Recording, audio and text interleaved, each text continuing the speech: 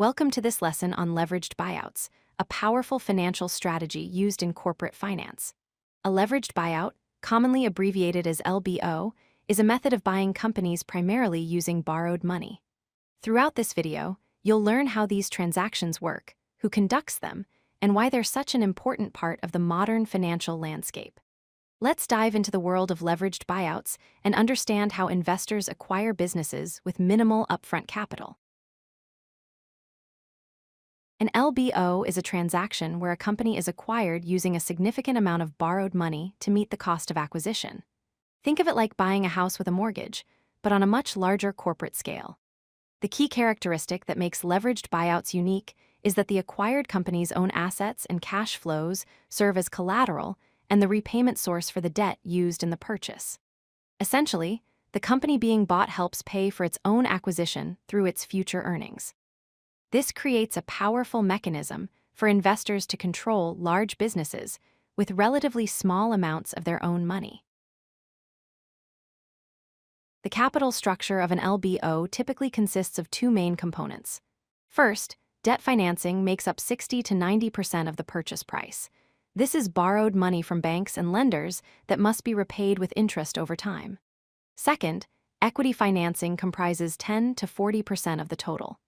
This is the actual investor capital that gets an ownership stake in the company.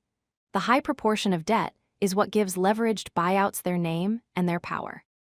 By using mostly borrowed funds, investors can amplify their potential returns significantly, though this also increases the risk.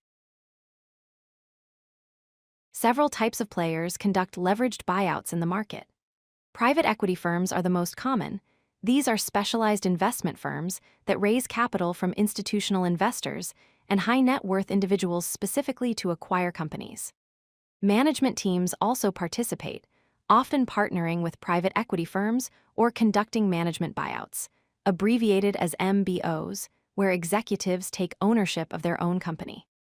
Strategic buyers, which are corporations acquiring competitors or complementary businesses, sometimes use leverage to enhance their returns. Finally, venture capital firms occasionally employ LBO structures for growth stage companies that have developed stable cash flows. Leveraged buyouts create value through four primary mechanisms. Financial leverage amplifies equity returns when the company's value increases, similar to how a mortgage amplifies your gains when house prices rise. Operational improvements involve enhancing efficiency, cutting unnecessary costs, and growing revenues through better management. Debt paydown occurs as the company's cash flows systematically reduce the debt over time, which automatically increases the equity value. Finally, multiple expansion means selling the company at a higher valuation multiple than the original purchase price, often because the business has been improved or market conditions have become more favorable. Together, these four levers can generate substantial returns for investors. Not every company makes a good target for a leveraged buyout. Ideal candidates share several characteristics.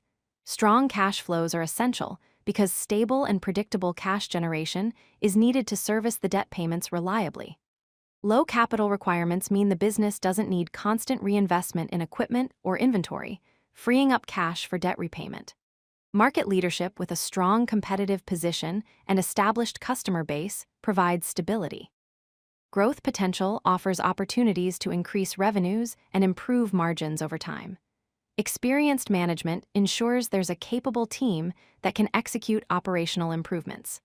Finally, a solid asset base provides tangible assets that can serve as collateral for the loans. Companies with these traits are most likely to succeed under an LBO structure. The leveraged buyout process follows a systematic sequence. It begins with target identification, where investors find companies with strong cash flows and growth potential that meet their criteria. Next comes due diligence, a thorough analysis of the target's financials, operations, and market position to understand risks and opportunities. Then the financing structure is arranged, combining debt from banks and lenders with equity from investors to fund the acquisition. After acquisition execution, the buyers complete the purchase and take control of the company. Finally, The value creation and exit phase spans 3 to 7 years, during which the owners improve operations and ultimately sell the company for a profit. While leveraged buyouts can generate impressive returns, they carry significant risks. The high debt burden means heavy interest payments that can strain cash flows, especially during economic downturns. Economic sensitivity is a major concern because recessions can reduce revenues and make the debt load unsustainable. Operational risk exists when planned improvements don't materialize or take much longer than expected to achieve results. Exit challenges arise when market conditions prevent a profitable sale at the desired timing, potentially forcing owners to hold the investment longer than planned.